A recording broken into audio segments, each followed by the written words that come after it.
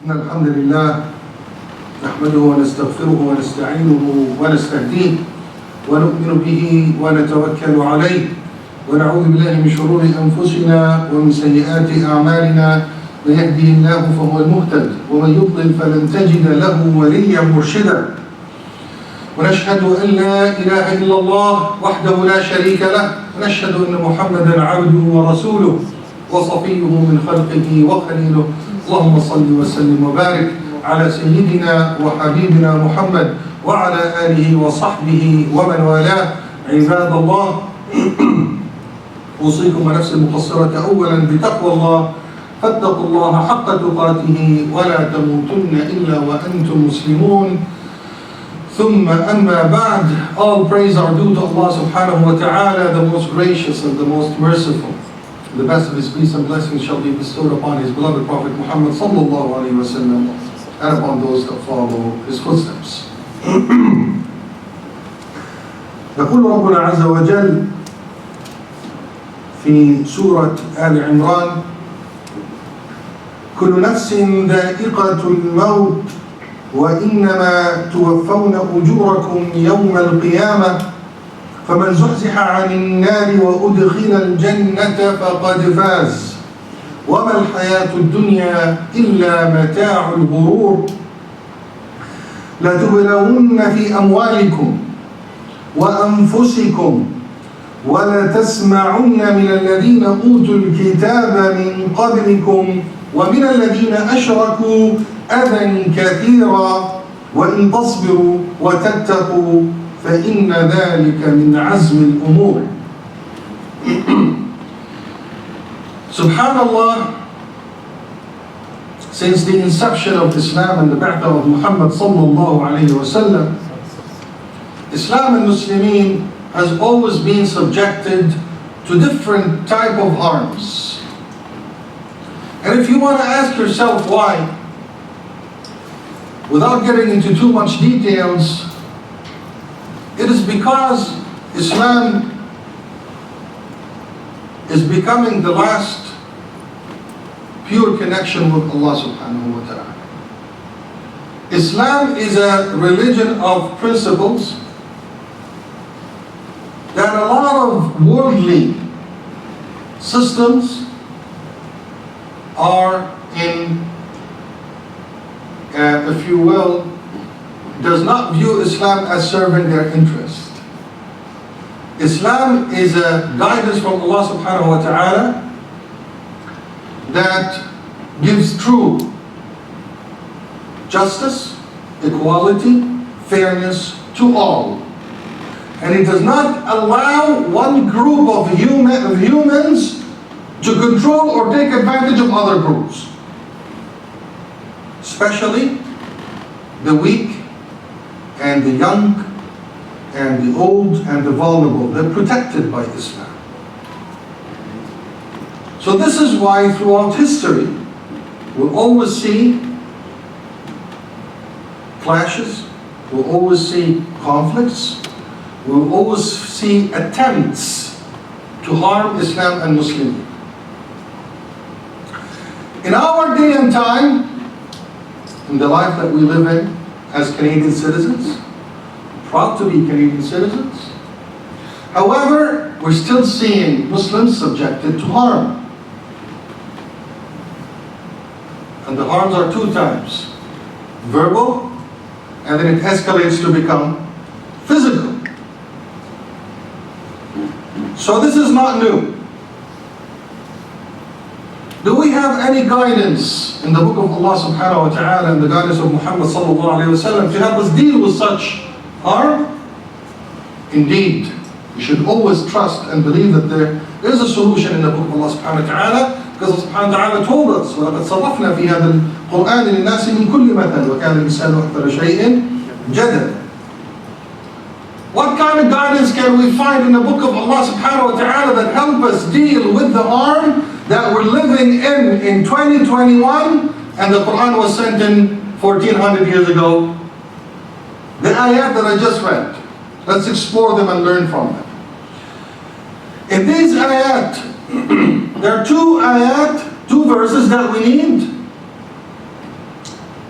so we can understand how to deal with this. And before we talk about the harms that Allah subhanahu wa ta'ala mentioned in the second ayah, we're going to start with the one before it, where Allah subhanahu wa ta'ala gives us what we call a mindset. Anytime you deal with a challenge, and this is in the science of development and NLP and programming and preconditioning your mind, first thing that they do is what? Get you psychologically ready for the task. And then the task will be easier. If you're not preconditioned and psychologically ready, the task will be harder. Let's see what Allah subhanahu wa ta'ala is teaching us. Allah subhanahu wa ta'ala is starting by saying, كُلُّ نَفْسٍ ذَائِقَةُ الْمَوْتِ. Amazing start and end statement that puts everything to rest. Allah subhanahu wa ta'ala is telling you, كُلُّ نَفْسٍ ذَائِقَةُ الْمَوْتِ. Every soul shall die. Every soul. If you think about this start or prelude to give you the guidance, what is it that people are afraid of? Death. Death. People are afraid of death. Allah subhanahu wa ta'ala is telling you, death is not coming upon you only. كُلُّ نَفْسٍ ذَائِقَةُ الْمَوْتِ. We're all dying. Who prescribes death upon humans? Not your enemies, not the people that hate you, not any creation. It's Allah subhanahu wa ta'ala. Which means if death comes, it's your end of time. Period. So do not relate death to actions. Again, mindset. Do not relate death to actions. You know that if death comes, Allah subhanahu wa ta'ala would for it, I'm going to a better place. So death does not cause me any fear. Look at now, step by step, how Allah subhanahu wa ta'ala is taking away fear from your heart to leave you strong and empowered. كُلُّ نَفْسٍ ذَائِقَةُ الْمَوْتِ. Death is not in the hands of creations. Don't worry about it. We're all dying. 1. 2. وَإِنَّمَا تُوَفَّوْنَ أُجُورَكُمْ يَوْمَ الْقِيَامَةِ. What else are you fearful for? Death, number 1. 2. I'm afraid to lose my business. I'm afraid to lose my income. I'm afraid to lose the results of the project that I've been working on for 20 years. I'm afraid to see the fruits of my work. Huh? This is what we're afraid of? We want to see the fruits of our work? Well, listen to what Allah subhanahu wa ta'ala is saying. إِنَّمَا تُوَفَّوْنَ أُجُورَكُمْ. The ajr, the results, the rewards, يَوْمَ الْقِيَامَةِ. The real reward is not in a dunya, so don't worry if you're leaving anything behind. You're getting it in al-akhirah. And the best ajr that comes in al-akhirah, because it comes direct from whom? From Allah subhanahu wa ta'ala. It's not a business deal that you're closing and you're getting a check for it. And it's not your paycheck that comes every month or every 2 weeks. The real ajr is whatever you're doing in dunya, تَبْتَغِي فِيهِ وَجْهَ اللَّهِ. You're doing it for the sake of Allah subhanahu wa ta'ala. إِنَّمَا تُوَفَّوْنَ أُجُورَكُمْ يَوْمَ. So the real ajr is يَوْمَ الْقِيَامَةِ. Point number 2. I'm alhamdulillah now satisfied. I'm not afraid of that. I'm not afraid of losing any rewards because Allah subhanahu wa ta'ala has given it to me يَوْمَ الْقِيَامَةِ. Excellent. What else? فَمَنْ زُحْزِحَ عَنِ النَّارِ وَأُدْخِلَ الْجَنَّةَ فَقَدْ فَازَ. Success. People are afraid to fail. People don't want to fail, which is good. Failure is a source of fear. Allah subhanahu wa ta'ala is telling you, well, guess what? Your success is not by how much money you made. It's not by your academic degree. It's not by your position or ranking in the company. It's not by how many small businesses or startups you've been able to establish. However, فَمَنْ زُحْزِحَ عَنِ النَّارِ وَأُدْخِلَ الْجَنَّةَ فَقَدْ فَازَ. The real fawz. Your definition of success now is changing with the words of Allah subhanahu wa ta'ala. It's for me to be saved from the hellfire. Allahu Akbar. Irrespective of your degree, education, wealth, we all can do this. See, look how the goal is becoming easier if you're a mu'min. So now you're even more and more empowered that I'm not losing anything. I'm not losing my life. I'm not losing my rewards. I'm not losing my success. It's all coming. And it's a promise from Allah subhanahu wa ta'ala. Because everything else I'm leaving. Now, after these 3 steps, what is life? What's the real worth of life? وَمَا الْحَيَاةُ الدُّنْيَا إِلَّا مَتَاعُ الْغُرُورِ. So Allah subhanahu wa ta'ala is shifting all the greatness to al-akhirah and is telling you your hayat al-dunya is a deceptive commodity. Deceptive commodity. Something that you could buy and sell. You think it's worth a lot, but it's not. Subhanallah Rabbil Azim. Allah subhanahu wa ta'ala is helping us shift our focus and realize real success, real rewards, and real victory and everlasting life is in al-akhirah, is not in al-dunya. This is ayah number 1. We're all now emotionally, psychologically ready. We all now know where is the real deal, akhirah al-dunya. Now listen to what you need to do on earth. In the following ayah, Allah subhanahu wa ta'ala is telling you, after empowering you, لَتُبْلَوُنَّ فِي أَمْوَالِكُمْ وَأَنفُسِكُمْ. Now are you ready for the test? Now are you focused on the right place? Well, listen. You will be tested in your wealth and in your body. Meaning, that you will be subjected to physical harm. You will be subjected as a community. And it could be you as an individual. You will be subjected to physical harm. Don't be surprised. This is what the Quran is telling you. And not only this, well, listen to this part, which is even more interesting. وَلَتَسْمَعُنَّ مِنَ الَّذِينَ أُوتُوا الْكِتَابَ مِنْ قَبْلِكُمْ وَمِنَ الَّذِينَ أَشْرَكُوا أَذًى كَثِيرًا. And you will be hearing and listening to a lot of harms. What does that mean in our time and day? Media, news. You'll be subjected to verbal harm. The news will say that you are a terrorist. The news will vilify you. It exists, we can't deny it. This is the reason why we have Islamophobia, because it was most than anything else fueled by media, fueled by fake news.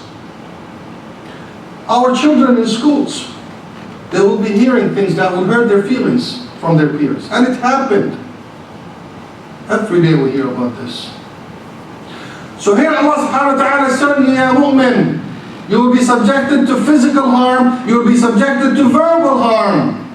Allah subhanahu wa ta'ala knows. He knows. He told us this 1400 years ago. By reading our Quran, we're ready to deal with life and we're ready to deal with challenges. Ya Allah, what do you want us to do? How should we react to this physical and verbal harm? How do people normally react to physical and verbal harm? And verbal harm could be worse than physical because it's psychologically draining, it's stressful. How do people react to it? Unfortunately, that's where people, a lot of people, إِلَّا مَنْ رَحِمَ رَبِّي, will decide to hide their identity. Because when a party is inflicting or subjecting the other party to physical and verbal harm, what do they want to do?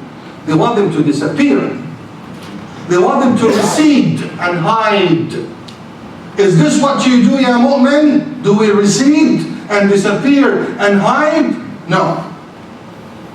And this is why, unfortunately, some people will decide to change their names because they don't want people to know that they're Muslims. This is where we see our sisters deciding to take off their hijabs because they don't want to be identified as Muslims, thinking that they're protecting themselves. And we don't blame them, Allah. We know it's difficult. I'm just saying, this is the challenges that we're going through. This is where a lot of people, they don't want to pray in a company or at work or in the office because they don't want to be known that they're Muslims. This is why a lot of Muslims maybe will not engage in certain activities because they don't want to show that they're different. They start feeling ashamed from their identity. But is that what Allah subhanahu wa ta'ala wants us to do? What Allah subhanahu wa ta'ala wants us to do is in the following ayah. Or the same ayah following part. That's where He said, وَإِن تَصْبِرُوا وَتَتَّقُوا فَإِنَّ ذَلِكَ مِنْ عَزْمِ الْأُمُورِ. If you're subjected to physical and verbal harm, don't be afraid. Because remember, you're not afraid anymore. Remember why? Because in the first ayah what Allah subhanahu wa ta'ala said, He said everything that you need is in the akhirah, it's not in the dunya. So rest assured and be confident and be empowered. Everything you worked on in life, you're not going to lose. You're going to get more and more in the akhirah. So don't let a dunya weaken your heart. What you need to do is أن تصبر وتتقي. And tasbir means you are enduring the harm, enduring the physical and verbal abuse, and holding on more to your deen. Hold on more to it. Be proud of being a Muslim. Don't stop praying in your office. Don't take off your hijab out of fear.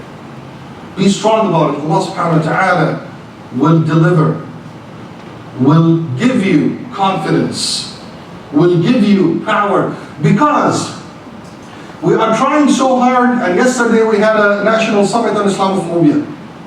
If we are living in absolute fear and despair, do you think we can ask for our rights? No. We can't. We're weak. When we're weak, we can't ask for our rights. We will be, yes, please give us anything. And that's not going to work. You can't defend yourself or demand your rights while being weak. You need to be strong even under the worst of conditions. You need to remain strong and remain confident. So when we are confident and strong, we will engage in society and demand our rights in every way possible. Whether it's elections, whether it's talking to officials, whatever it is, we're strong enough to negotiate and ask for our rights. And then Allah subhanahu wa ta'ala will help us and deliver for us and grant us. أقول قولي هذا وأستغفر الله لي ولكم فاستغفروه فيا فوز المستغفرين.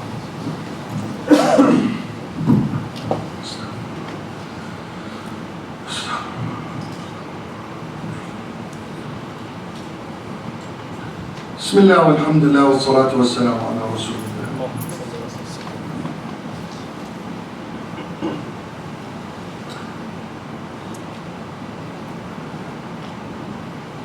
Another ayah related to the same principle of being patient and steadfast and strong in the worst of conditions. Because once you get shaky, that's when you lose.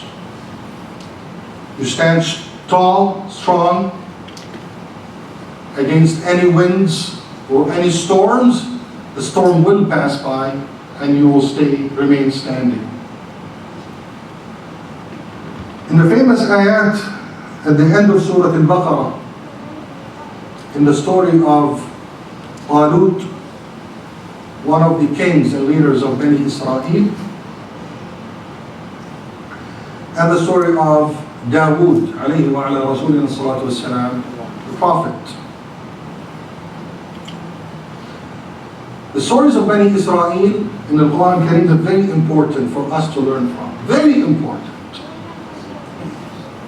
Especially that Bani Israel, they lived as a minority in Egypt, and they went through a lot of abuses and experiences that we could learn from, as documented by Allah subhanahu wa ta'ala and presented to us in the Holy Quran.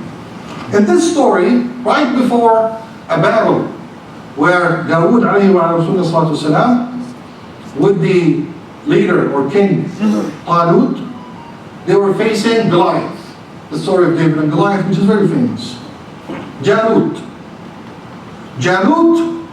is a representation of al-tawaghit, representation of that evil power that could destroy you. And Dawood alayhi salam is a representation of al-haq, the power of the truth, even if you are young, and he was very young at that incident. In this story, Allah subhanahu wa ta'ala said, the ayah that we need to focus on, there's no time to go through the whole story. ولما برزوا لجالوت وجنوده قالوا ربنا أفرغ علينا صبرا وثبت أقدامنا وانصرنا على القوم الكافرين. And when the army of Talut with Dawood alayhi salam, when they met with Goliath and his army, what did they ask for? Did they ask Allah subhanahu wa ta'ala to send the malaika to help them out? Did they ask for barq ra'ad, thunder to help them out? No, they asked for one thing. أفرغ علينا صبرا وثبت أقدامنا وانصرنا على القوم الكافرين. Even in that moment of coming face to face with Goliath and the powers of evil, أفرغ علينا صبرا وثبت أقدامنا. And this is the story, this is the lesson that we need here. Always when you're faced with challenges, when we see around us physical and verbal harm, when you hear Islam is being attacked, Muslims are being attacked, whether it's verbally, say ربنا أفرغ علينا صبرا وثبت أقدامنا وانصرنا على القوم الكافرين. Ask Allah subhanahu wa ta'ala for sabr, for you to maintain your deen, because what is it that they want from you? They want you to give up your deen. Hold on to it. That's your answer. Hold on to your deen. Ask Allah subhanahu wa ta'ala to make you powerful and steadfast, and remember Allah subhanahu wa ta'ala's guidance. Everything you need is in akhirah, is not in the dunya. With this, we ask Allah subhanahu wa ta'ala to fill our hearts and our mind with His guidance, with His light, and help us understand Islam and help us apply it. We ask Allah subhanahu wa ta'ala to protect us and protect our deen and protect our children. We ask Allah subhanahu wa ta'ala to bless us with His mercy and shower His mercy upon us. We ask Allah subhanahu wa ta'ala to grant us His love and the love of Muhammad sallallahu alayhi wa sallam. اللهم انا نسالك العفو والعافيه في الدنيا والاخره، اللهم عافنا في ديننا، اللهم عافنا في دنيانا، اللهم استر عوراتنا وآمن روعاتنا، واحفظنا من بين يدينا ومن خلفنا وعن يميننا وعن شمائلنا ومن فوقنا، ونعوذ بعظمتك ان نغتال من تحتنا، اللهم اغفر لنا وارحمنا وعافنا واعف عنا انك على كل شيء قدير. ان الله وملائكته يصلون على النبي، يا ايها الذين امنوا صلوا عليه وسلموا تسليما، اللهم صل وسلم وبارك على سيدنا محمد وعلى اله وصحبه اجمعين. وانت يا اخي